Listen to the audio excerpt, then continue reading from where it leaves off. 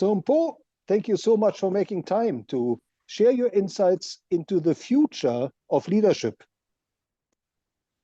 But before we walk into the Thank you future, very much, Dr. Nick.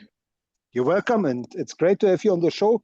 Before we walk into the future, Mpho, can you please tell us a little bit about your background?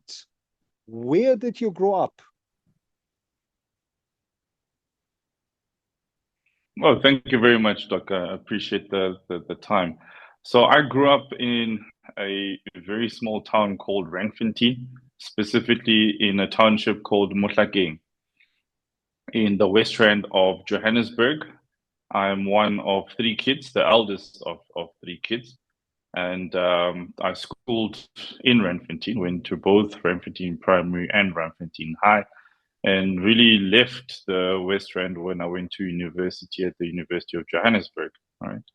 So today I stay in Centurion. I am a father of two, married to my best friend, and very much enjoying the current professional career where I am at the moment. Yeah. And tell us, Mpho, what was your dream career when you grew up?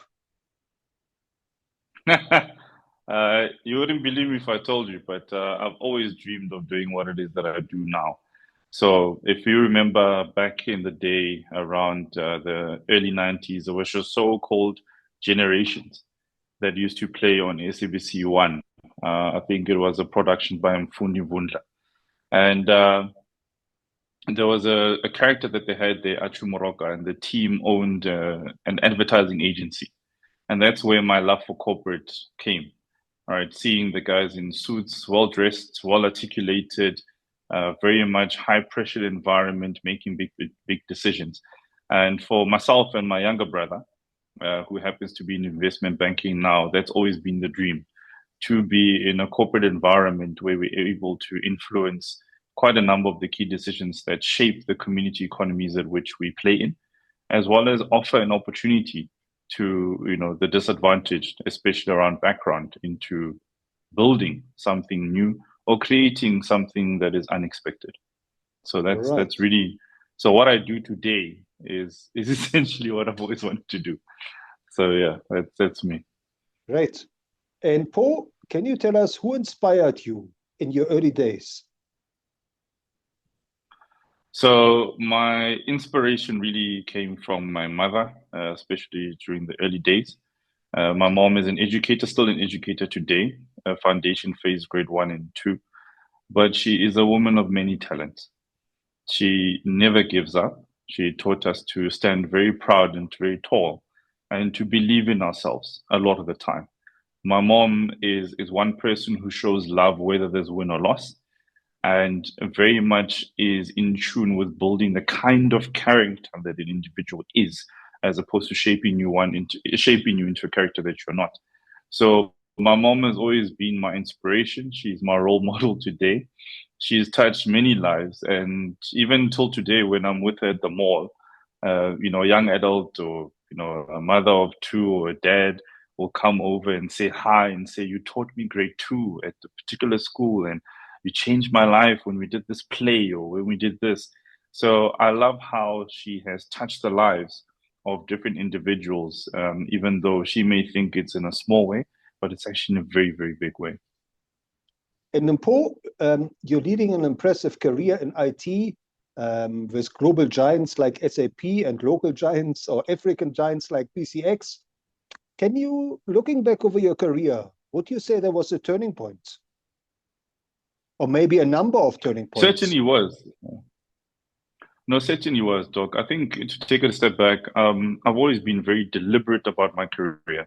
So when I set out to study, I wanted to do a degree in law, and then I found out that I have to do 2 years articles, and that was going to delay my goals for where I want to be at age 30. So I didn't pursue that. And then second on the list was to become a chartered accountant, so a CASA qualification. That was 3 years articles, or I think it's 2 as well. And again, a delay in what I'm trying to achieve. So I set out then to study IT management, a BCom in IT management, with a specific emphasis in that I will then get into business analysis and become a business analyst and slowly move my career into strategy. So the turning point was when I was at KPMG. I was in the IT audit division, working for partners like Graham Blaine, Frank Rizzio at the time, Walter Park, and I had a desire to do more than risk, more than just audit. And I really wanted to get into strategy, right? Understanding the cogs in this whole machine, how they turn and how they actually create growth or create wealth or new value that is uncharted. And at the time, there was a partner in the management consulting division by the name of Alida Taylor. She goes by the name Alida Boards. She later left KPMG to join PwC, and she gave me an opportunity. They were busy with a big project at the city of Johannesburg, and at which point she put me on a secondment on the project. She said, if you do fantastically well and you're really keen on learning, I'll give you an opportunity as a management consultant in the strategy and operations practice. And since then, that was the real turning point, right? Getting into really the nuts and bolts of how you craft the kind of strategy that sees growth in a number of aspects of the business, fixes very severe business problems, and really gets a business to harmonize, right? And since then, I've worked with the greats, right? Tanya Ferreira, who is a partner that I worked under as well, and Vandana Ramani, who also taught me quite a lot around shared services. So for me, I think that was really the turning point, and that was around 2012, 2013, in my earlier years of my career. So, Paul, I guess that leads us into the next question, which is, what is driving you today? So, a very broad question, and one that really tugs at the heartstrings for me. What really drives me today, Dr. Nick, is helping clients and helping corporates, when I say clients, to really unearth new value, right? If we look at how the world has changed, we no longer work to survive or to have a better livelihood, but we really work to ensure that we live our purpose, right? And a lot of organizations sometimes miss that. They miss the passion in the purpose. They miss the value that which it creates and what it can do tremendously for the community economies at which we work in. So what drives me today is really helping those businesses unearth that new value, to discover how innovation can really create something new, and more than anything, to help those executives that are part and parcel of those businesses to live their purpose. And ultimately, by them doing that, they live the organizational purpose. So that really drives me. It really excites me and gets me to wake up every morning, and certainly something that I want to continue doing for the better part of my life. Now, Paul, looking into the future and as a leader in South Africa's IT industry and the global IT industry, what does the future of leadership mean to you? A tough question, Doc, being that if we look at the country, if we look at South Africa, we've got a crisis when it comes to leadership, to be quite honest, especially in some of the more public forums of our country. And a lot of the time, I find that what is a key missing piece for us across the board is integrity, right? Doing the right thing even when no one is looking. So I think for me, the future of leadership will embody integrity at the very essence of it all. It will also embody empathy and understanding how to authentically engage with people, but understand their circumstance and how to truly help, right? I think leadership needs to be of a servant nature or of service a lot more now than it's ever have to be, right? And for me, what's really key is that when you think about the next generation, you think about our kids, the Gen Zs of today, and what it will take to survive in a world where digital connectivity and having a very big social presence is the order of the day. Leadership needs to be grounding, sturdy, right? And I feel that if it embodies integrity at the very bottom of it, it'll always then carry out that particular message to ensure that people can rely on it. They can feel supported by it. And more than anything, they can feel dependent on it. I think more than anything, that is what we need from the leader or the leaders of the future is we need to be able to depend on them, rely on them, and their word needs to be their bond. Many, many years ago, and probably before I was born, in a lot of cultures in the West, your word was your bond. All right. In the 12th and 13th century, in the UK, the Englands of the world, your word was your bond. And today, I feel that that has eroded somehow, and it needs to come back.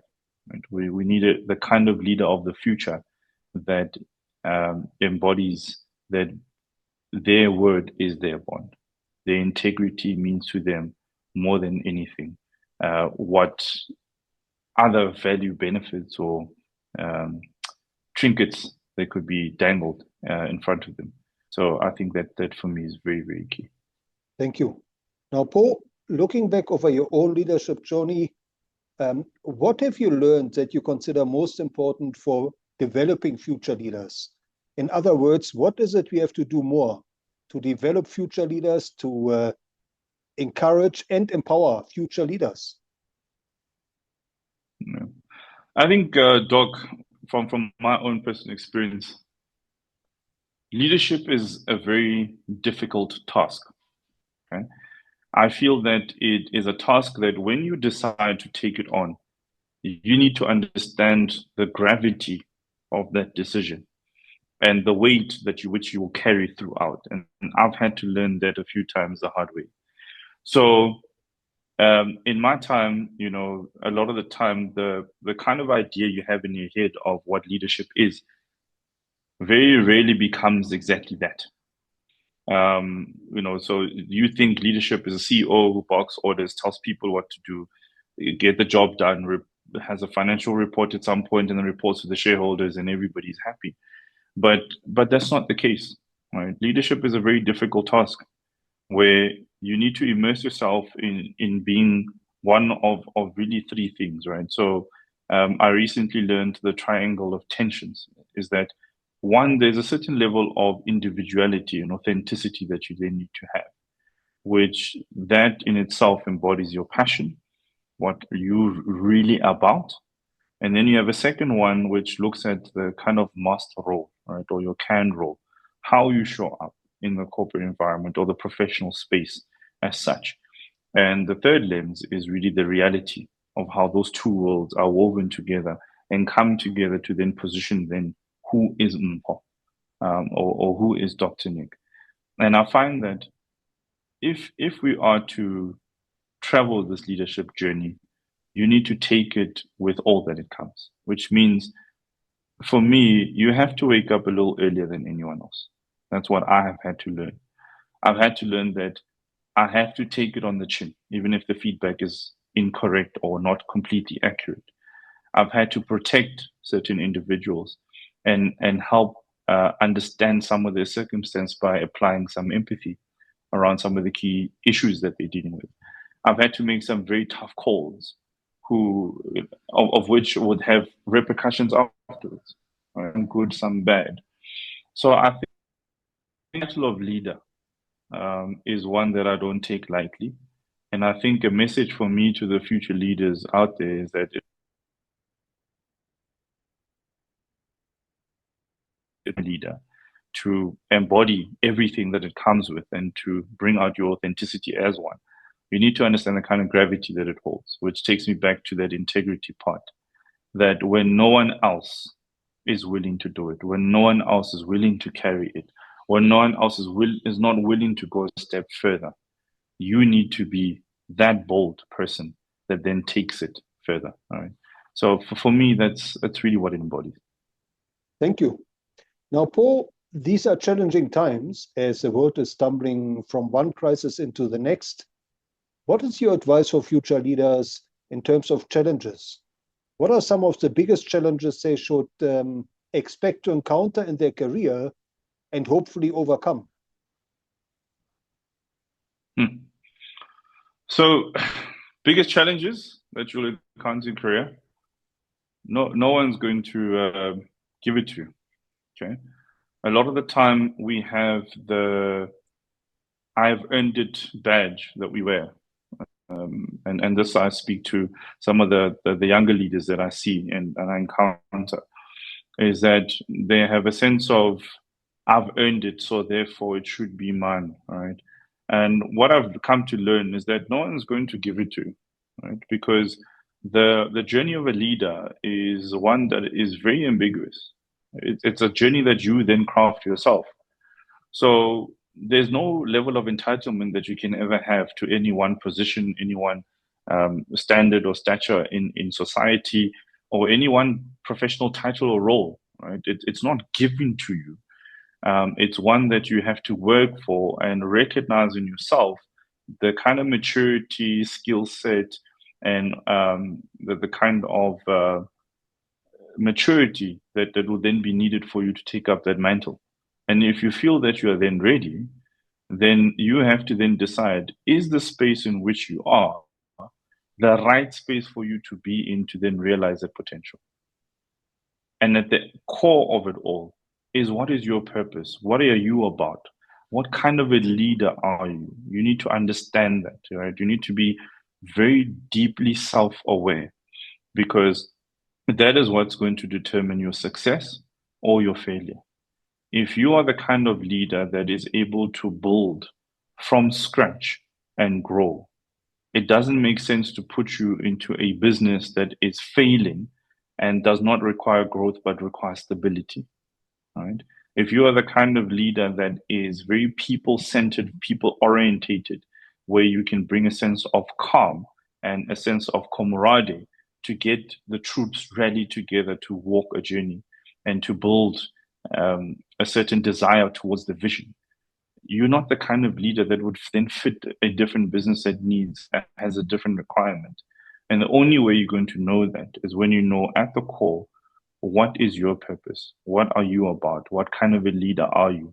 And that self-awareness, so that you can make the right decisions, conscious decisions, to be in an environment that enables that and not detracts it. Because ultimately it will prove to be your success or your failure. Right? I think as young leaders of today and future leaders of tomorrow, we also have to play a very, very conscious role in how can I say it? In really doing away with some of the general biases that we have within the corporate environment. So I've had to deal with ageism for a long time in my career, right? Because of my age and because of where I am, it's always been a question of then capability or skill. However, when you were elected or when you were appointed in that position, the question of skill or capability was not in question, right? Because you were elected on merit, essentially.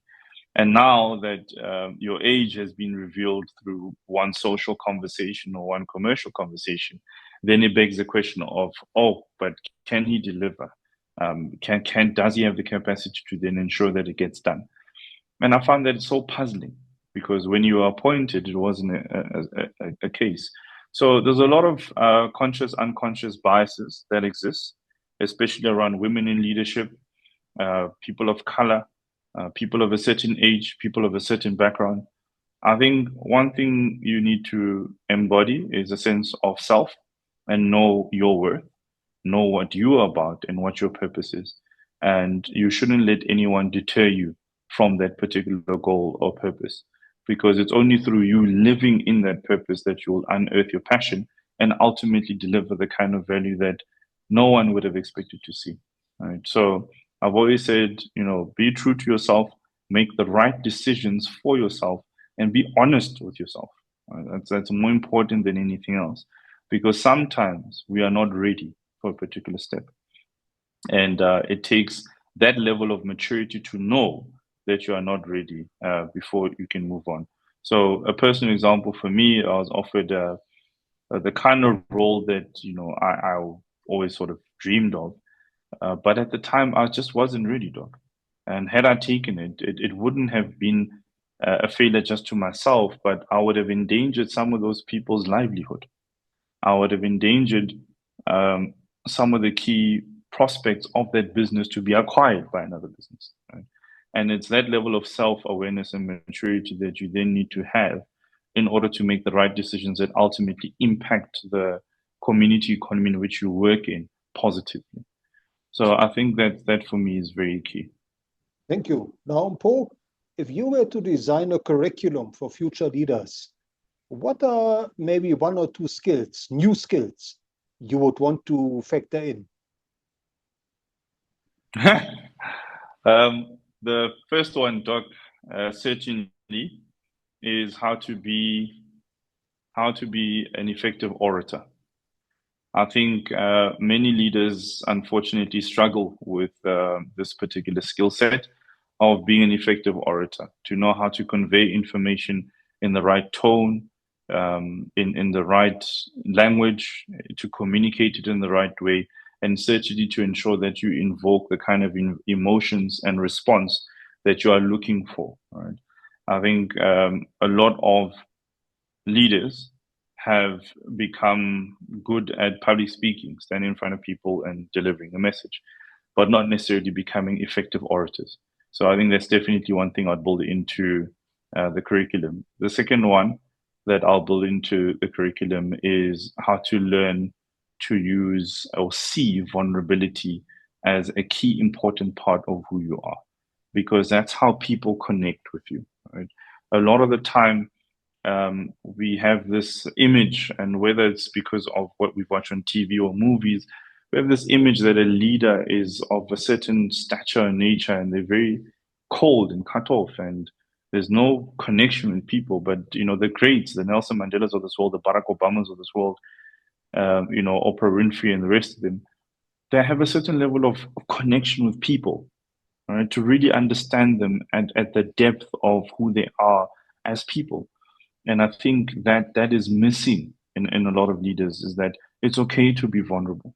It's okay to be touched. It's okay to connect with an individual on a one-on-one basis where they see you as the human and the person you are at your core, more than this title that you now wear, which says leader. Right? So I'll certainly build in vulnerability. And the last skill set or skill I would then build into that is having a very deep sense of how to embody integrity throughout everything that you do.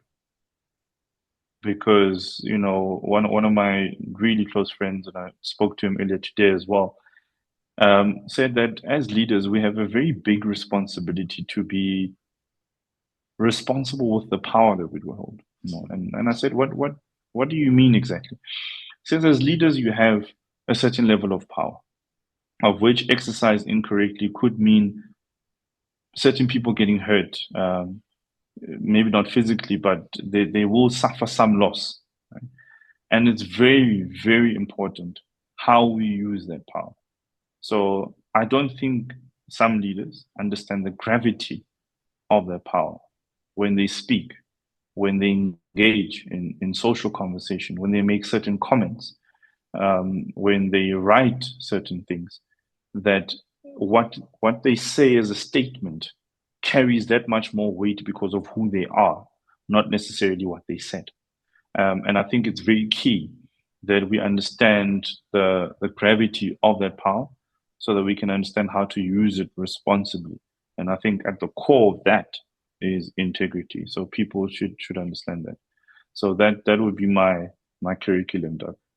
Thank you.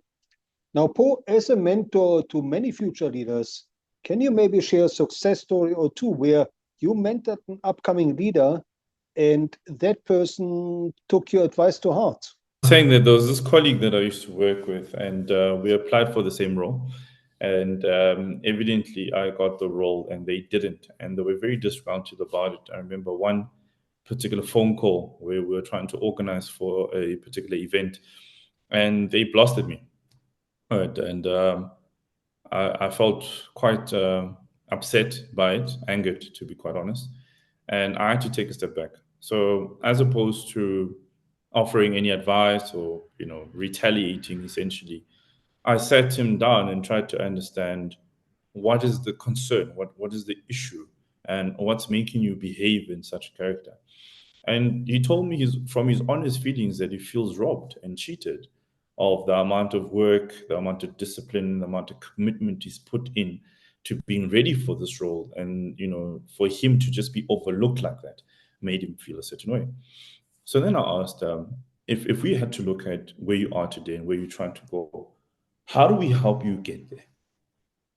And how do we put a timeline of 6 to 9 months to ensure that you get there? And I shared a bit of my template of what's helped me be successful, help him tweak his template to make him be successful. And he went on to get a directorship position and moved out of country into the Middle East. And he's done very, very well for himself since then. All right. And that's typically what I do is through my mentorship, I try and unearth what it is that you could harness as your potential, as your purpose, and as your skill set to help you then reach the next goal or the next step in life that you're looking for. My mentorship is also not particularly just through professionally discussing those kind of topics, but I also try and understand what your personal aspirations are, because those incidentally then influence and fuel motives, right? So I certainly try and understand at the core how to help people with family life, juggling schedules, how to prioritize, planning, how to build a vision for their life, and how to then live that vision throughout. I look at things like how to build synergies, how to network, and I help bring that across within the personality type that they are. So what I've done, Doc, for my mentees is I've formed a framework which I call the 4 Ps. That's because I just don't have a fancy name for it. But essentially, the first P in these 4 Ps is personality type. What kind of a person are you? There's four. All right, you're either choleric, sanguine, phlegmatic, or melancholic. And I try and understand of those four personalities, which one is the more dominant one than any other personality, which then helps me unearth the second P, which is what is your passion? And those are typically traits of that personality type that won't typically change, right? So a choleric person like myself enjoys having control over a situation. They like delivery, so they like to ensure that they complete a task. Whereas a sanguine person who's very much a happy person, very outgoing, very extroverted, enjoys the germination of new ideas, right? So a person like that then would enjoy things like marketing, sales, exciting new idea stuff. Whereas a choleric would be a person that enjoys structure, delivery, project management, etc. And then the third P then takes me to purpose. We then work together to determine what is your purpose, right? And based on that purpose, we then determine the last P, which is your path. What are those roles that you would excel in because you would be living your purpose, you'd be and you'd be living within your personality type, which is not most likely to change.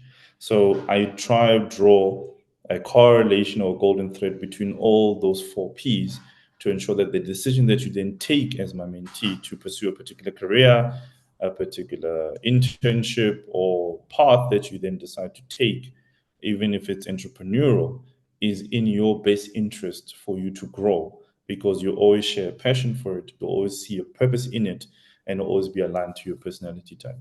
So that's typically how I mentor, and I think it's worked for majority. Thank you. Now, Paul, before we wrap up, looking back over your leadership journey, are there any role models of leadership that you have encountered in person and you would recommend future leaders should learn from? Certainly, Doc. They definitely one of them is my previous boss, Jan Bauer. Certainly in his own right. Another one would be Martin Shermer, who I used to work for when I spent my days at IFS. Um, and certainly a Tanya Ferreira as well, right? Alida Taylor. The list is endless, but the one trait that they share together is giving one the opportunity, right? With no reservation, with no doubt, and with the utmost confidence to give you the opportunity to then exercise what they believe they see as potential and then support and harness it. And I think that's the one thing that we need to do as leaders is let's stop being a little too critical on certain individuals and just give the opportunity. All right. Let's see. Give the opportunity, support the individual, and help them grow. So I've been fortunate to have a lot of those leaders be in my life. Some of which I still keep in touch with, like Sandile Hlope at EY, fantastic gentleman who took me through a very rigorous mentorship journey when he mentored me. But some of those tools that he's taught me still stick with me today. So I think, yeah, quite a few, Doc. I'd have to send a list, but those are the few that I can think of at the moment. Thank you. Now, how can our listeners connect with you, and where should they follow you? Thank you so much, Doc. So LinkedIn as Mpho Matsitse. So I am on LinkedIn. That's really the only social page that which I have. I don't have any others, so I think that will be the best. If you can send me an in message, that would be fantastic. But yeah, that's pretty much the only link that I've got, Doc. Right. And last but not least, Mpho, what is your message to the millions of learners out there who are looking to finish school, to enter a career? What are maybe one or two success principles they should keep in mind? I think, Doc, it's definitely enjoy the journey. That's my message is enjoy the journey. Savor the moments in the steps that you're taking in your life. A lot of the time we're led to believe that life is a race and there's an end to it at some point. I can tell you now, life is long, right? And you need to enjoy every stage at which you are, every experience, every memory, and make it really about you and the friends and the loved ones that you have, and really harness and cherish some of those accomplishments and achievements that you then have throughout your journey. It's definitely an infinite race with many lessons to learn.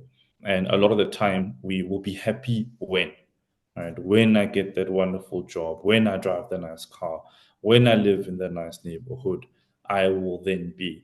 I think that's the one lesson I've learned the hard way.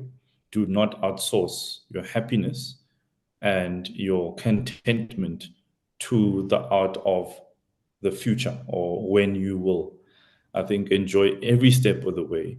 Every experience is there for a reason, and it usually only makes sense once you're at the next step why you went through what you went through.